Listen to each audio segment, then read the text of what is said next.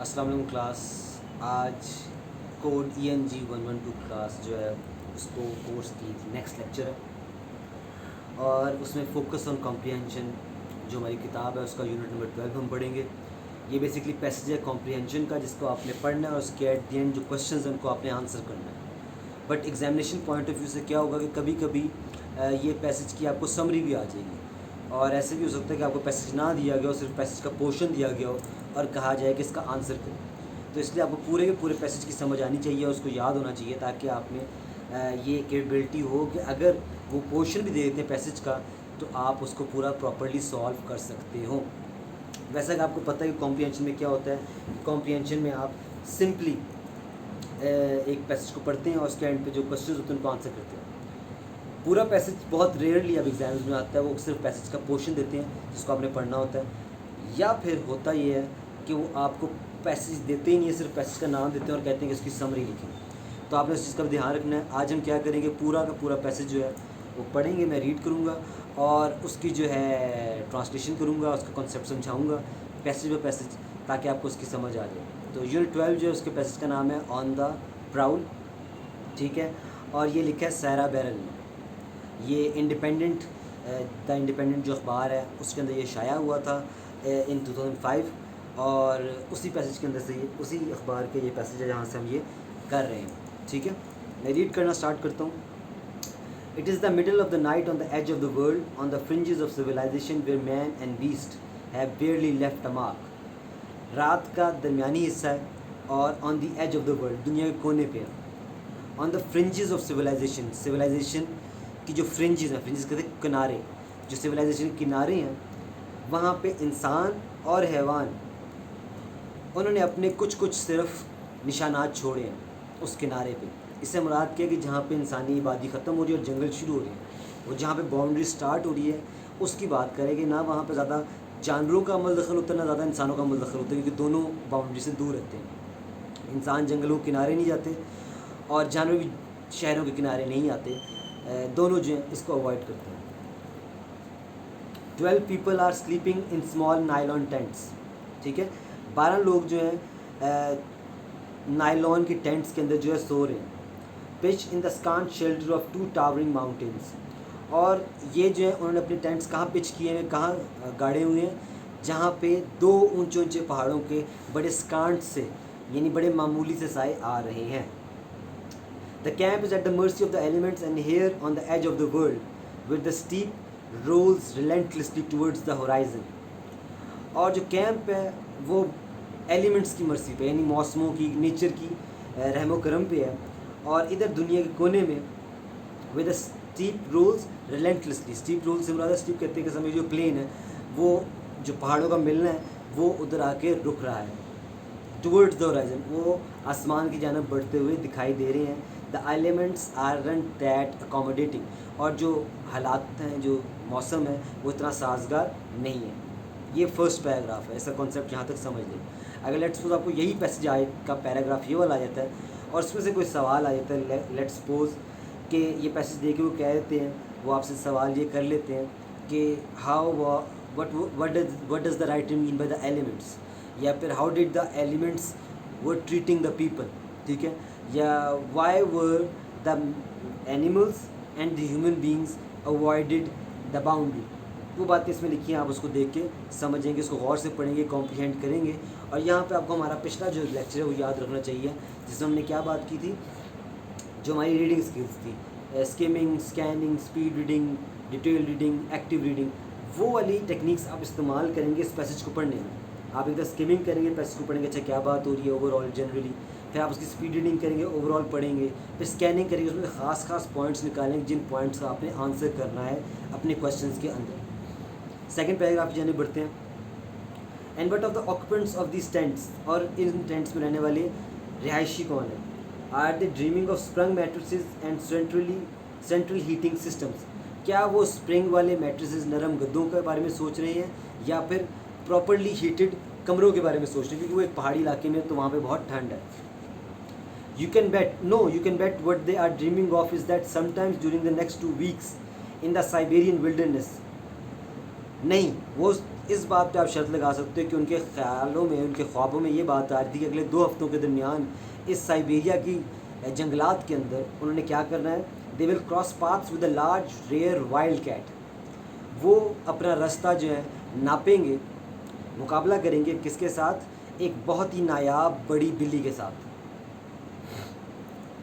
The occupants of these tents have come to the ends of the earth in name of feline conservation.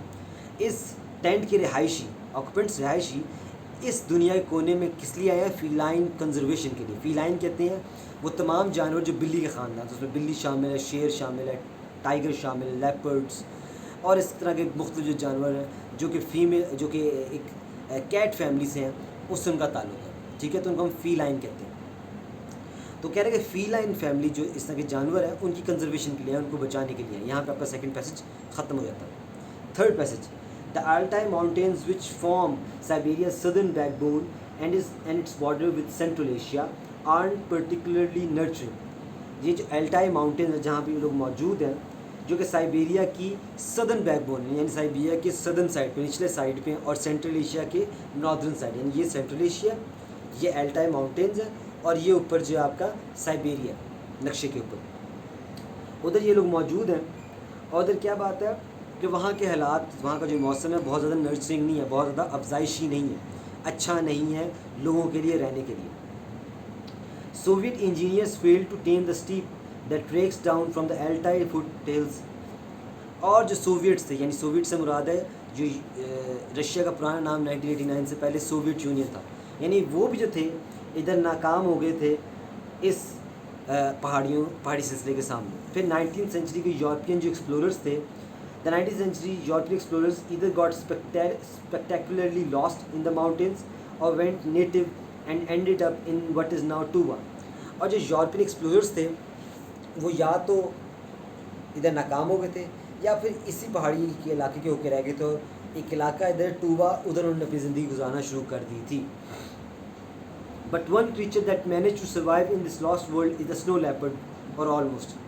और सिर्फ एक creature है जो इस मौसम के अंदर अपने आप को बचा पाई है, सर्वाइव कर पाई है, और वो स्नो लेपर्ड है।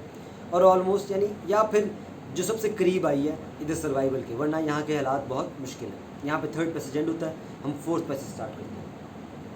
Here in the Altai if I have joined a team of international scientists. इधर अल्टाई के अंदर मैंने इंटरनेशनल साइंसदानों की टीम को ज्वाइन किया है, Russian mountain guides and some willing volunteers.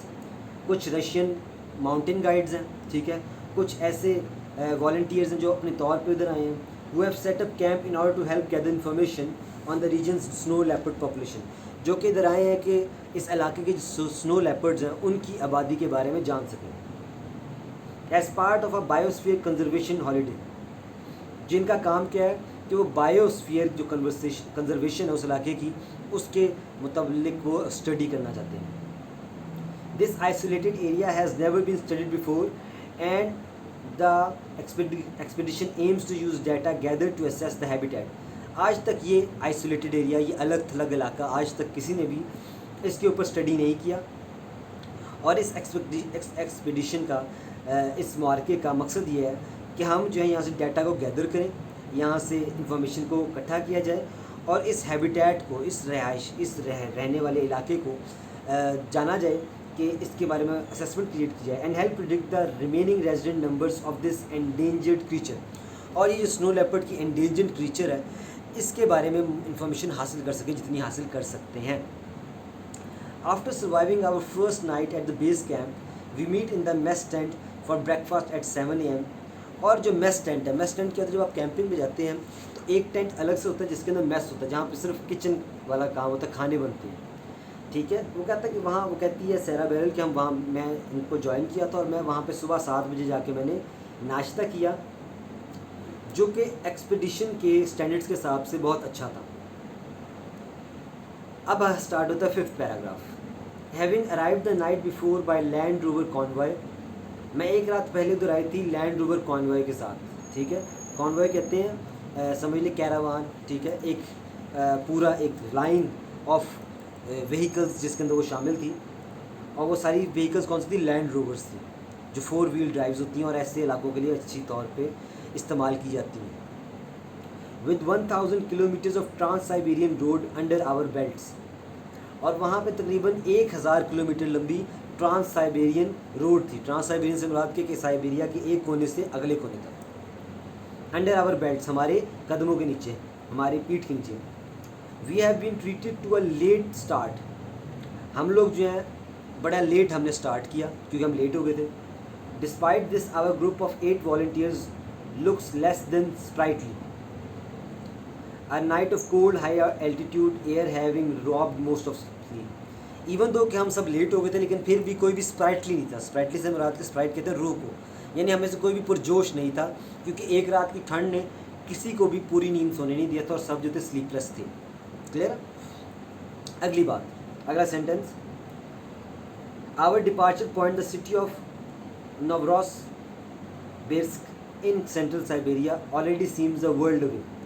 और जो हमारा डिपार्चर पॉइंट, जो हमारा निकलने वाला पॉइंट था, वो सिटी थी कौन सी, नोवरोसिबिर्स्क की, ठीक है, जो कि साइबेरिया के सेंटर में मौजूद है। और ऐसे लगता है कि पहले ही हम दुनिया से बहुत दूर आ चुके हैं। अब हम बढ़ते हैं अगले पैराग्राफ की जानिब।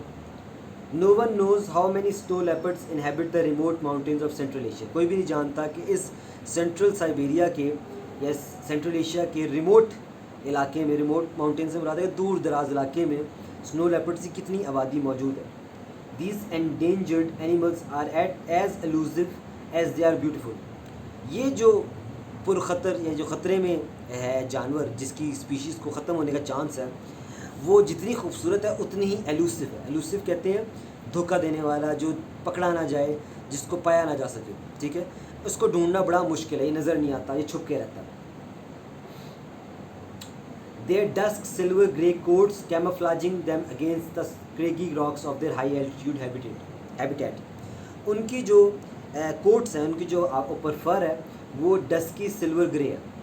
शाम का सिल्वरी ग्रे कलर जो है वो उनका कोट्स हैं, और जो पहाड़ी पत्थर हैं उनका भी रंग यही है, तो उसके सामने वो जो है नज़र नहीं आते, लगता है जैसे कि ये पहाड़ी है।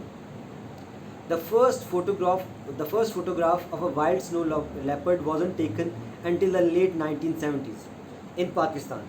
पहली तस्वीर जो इन स्नो लेपर्ड की उतारी गई थी वो 1970s में उतारी गई थी पाकिस्तान के इलाकों में। And the animal has only recently bin recorded for study. और सिर्फ अब जाके 2005 में यानी जाके इसकी कुछ स्टडी होना शुरू हुई है, इससे पहले कभी इस पर स्टडी भी नहीं हुई। इतना रेयर ये जानवर है। It is now known that the beast ranges across vast distances from the Tora Bora mountains in Afghanistan to the Pamirs of Tajikistan, from the peaks of Pakistan to the Siberian Altai। ये बहुत बड़े इलाके में फैला हुआ इलाका है जहाँ पे ये जानवर पाया जाता है। या तो अफ़गानिस्तान के तोरा बोरा इलाके में ये पाया जाता है, ठीक है, या फिर ये किधर पाया जाता है, पाकिस्तान के माउंटेन एरिया में, ठीक है, जो ऊंची ऊंची पहाड़ हैं हिमालयस के, या फिर ताजिकिस्तान के पामीर का जो इलाका है वहाँ पे, या फिर एल्टाई माउंटेन्स के अंदर। That this big cat's habitat crosses war zones and lawless areas only makes tracking them even tougher.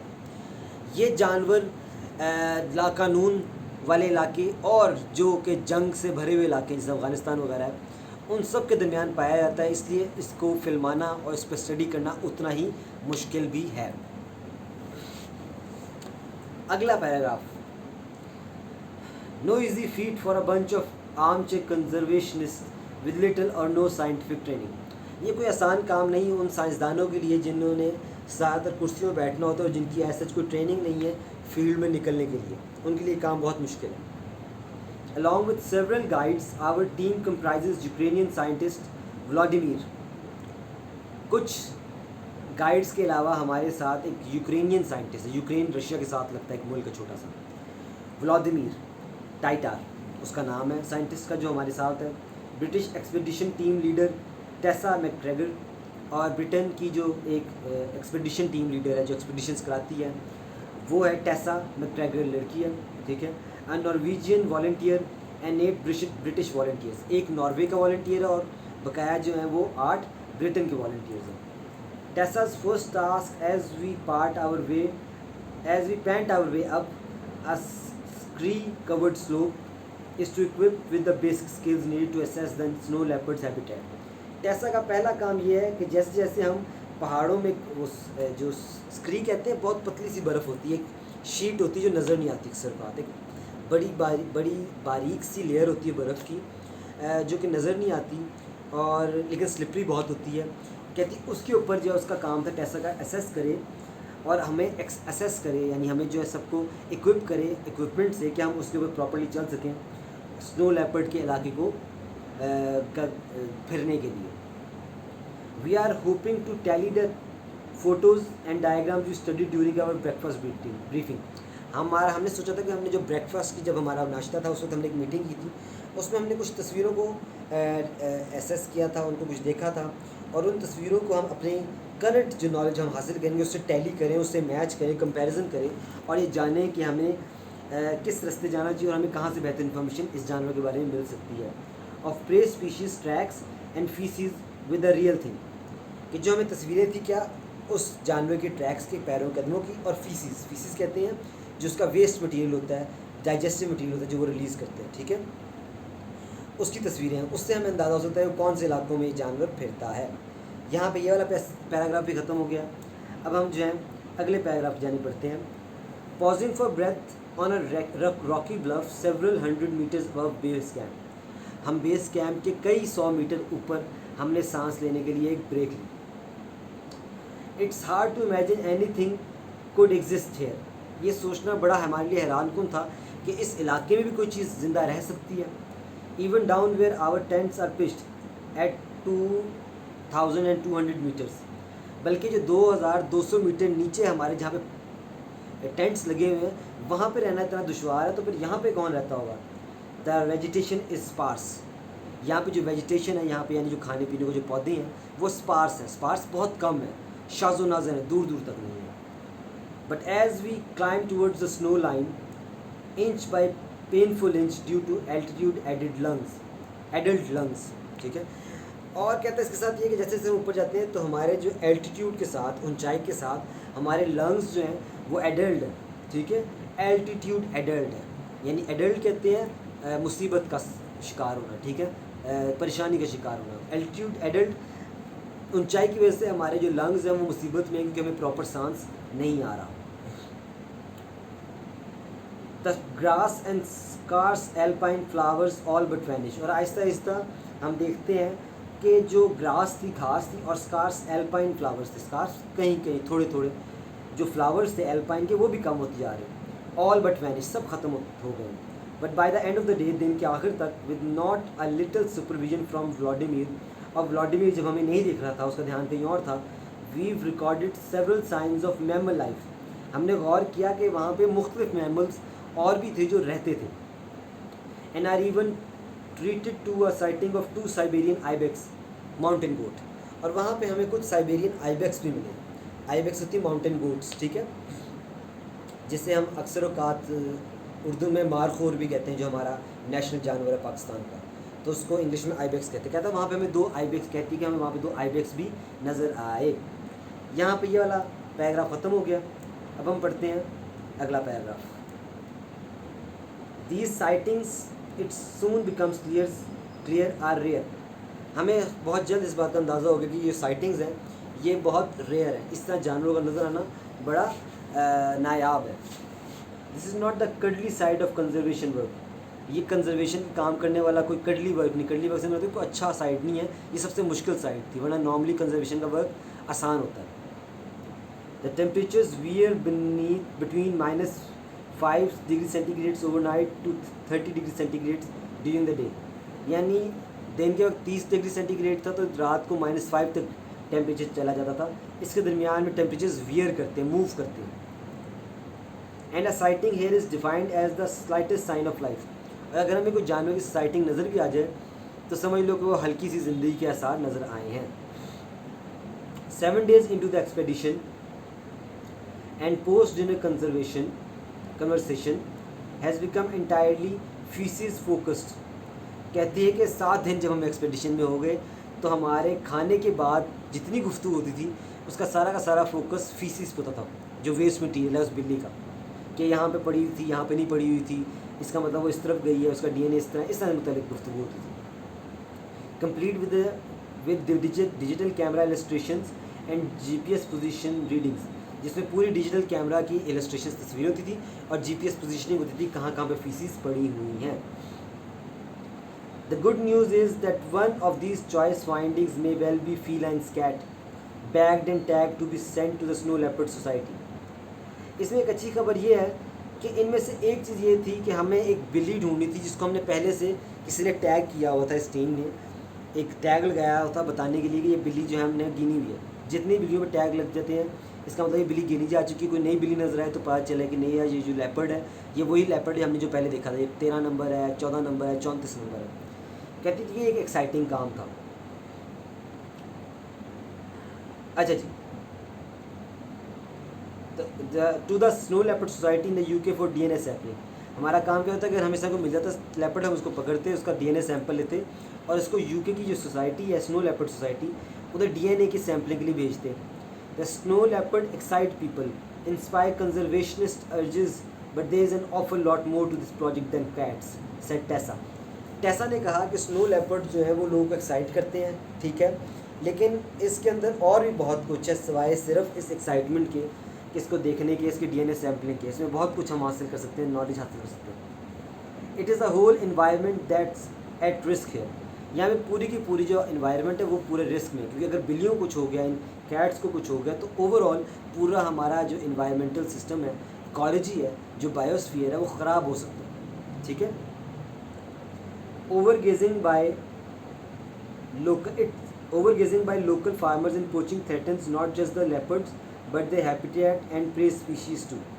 बात करती है कि जब वहाँ के जो लोकल लोग हैं वो ओवरगेजिंग करते हैं, वो इन जानवरों को ज़्यादा देखते हैं और इनका शिकार करते हैं, जिस वजह से ना सिर्फ इनकी जो पोचिंग कहते हैं शिकार करना, ना सिर्फ इन जानवरों का हैबिटेट रहने की जगह ख़तरे में, बल्कि पूरा का पूरा जो माहौल है वो जगह ख़राब होने का ख़तरा है। She says that's all very well, but for the amateur scientist, a little living evidence goes a long way when it comes to finding the inspiration for hours of trekking up barren mountains in search of shit.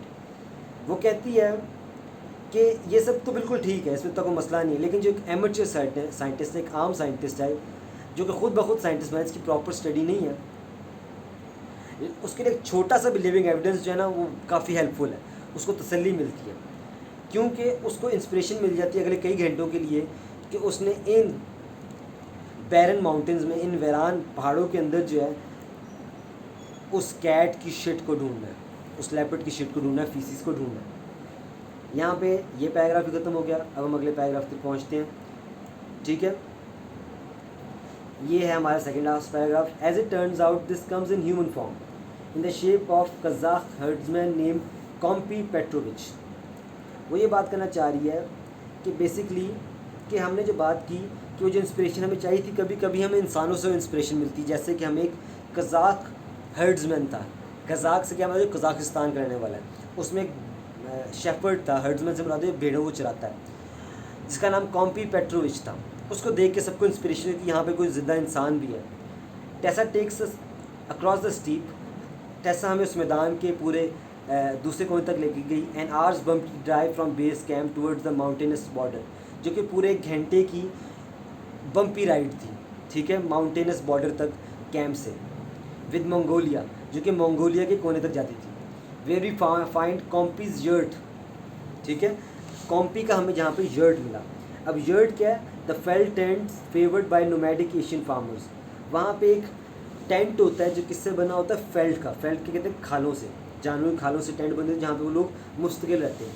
कहते हैं हम उसके tent तक गए। Calling in on local herdsman for a cup of sweet T and a slice of bread and salty cheese is one of the more agreeable parts of field work. कहती वहाँ पे क्या उन्होंने हमें मीठी चाय दी और एक ब्रेड का स्लाइस दिया और उस पर नमकीन चीज़ दी, जो कि उस पूरे काम का बड़ा एक अच्छा एक्सपीरियंस था। The relationship Tesa has built up with these nomadic farming families has proved invaluable. और टेसा ने जो एक ताल्लुक़ क्रिएट किया इधर के नोमैडिक कहते हैं लोकल लोगों में, ठीक है, जो वहाँ के खाना बदोश लोग होते हैं, खाना बदोश लोगों के साथ जो उसने एक ताल्लुक़ क्रिएट किया, उसने हमें बड़ा हेल्प किया, वो बड़ा इनवैल्यूएबल था, बड़ा कीमती था, both in terms of the local knowledge. एक तो हमें वहाँ की लोकल मुकामी नॉलेज मिल गई कि यहाँ पे क्या क्या होता है। She is gained about animal sightings, कि यहाँ पे एनिमल्स कहाँ कहाँ मिलते हैं, एंड पोचिंग और उनका क्या शिकार होता है, and the cooperation and trust it builds between locals and scientist. और इसके अलावा ये ट्रस्ट बिल्ड करता है साइंटिस्ट और लोकल्स के दरमियान कि कल को अगर और साइंटिस्ट आते हैं तो ये लोकल्स उनके साथ एक अच्छा ताल्लुक बरकरार रखें और उनकी हेल्प करें उनकी स्टडी के अंदर। The eventual hope is that the two can work alongside one another to protect the local environment rather than hunt and farm it। कहती है इसका फ़ायदा ये है कि दोनों मिल के यहाँ की इन्वायरमेंट को बचाएं, बजाय इसके कि यहाँ पे हंटिंग करें, शिकार करें और इसको एंड फार्म इट, और यहाँ पे ज़मीन पे बस फार्मिंग करते जाएं, ज़मीन को तबाह करते जाएं। अब हम आ गए लास्ट पैराग्राफ पे, that this is a possibility albeit a long way off। और ये एक पॉसिबिलिटी है, ये एक बहुत इम्कान है और जो बहुत लंबे अरसे तक चलेगा। Serves to bolster the enthusiasm of the amateur conservationist। It serves, ये हमें हेल्प करती है टू bolster, कि बढ़ाए द enthusiasm, जोश जज्बा ऑफ द amateur conservationist, कि एक ऐसा कंजर्वेशनिस्ट जो कि पूरा ट्रेंड नहीं है, एमेचर है। लाइक माई सेल्फ, जैसे कि मैं खुद हूँ, सहरा बात करी अपने बारे में। Faced with another morning of high altitude trekking with not more than a mammoth burrow as evidence of wildlife। कहती है कि मुझे फिर एक और अगले दिन जो है ट्रैकिंग करनी पड़ी ऊंचे मुकाम की, जहाँ पे बमुश्किल मुझे थोड़ा सा खाना मिला। Evidence of wild life it's no small joy to know that we are working on the barely visited frontiers of Central Asia.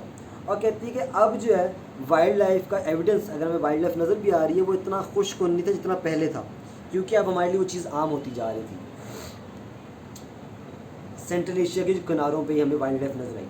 Indeed on the frontiers of conservation itself, बल्कि हमें कंजर्वेशन के पॉइंट ऑफ व्यू से भी उतना helpful नहीं था, क्योंकि अब हम आदी होते जा रहे थे, बोर होते जा रहे थे वहाँ के माहौल से। It's hard to imagine a 2 week holiday could be more uniquely spent. कहती है बड़ा मुश्किल से, मैं कहूँगी इससे बेहतर कोई भी 2 हफ्ते की जो है ना छुट्टी हो नहीं सकती।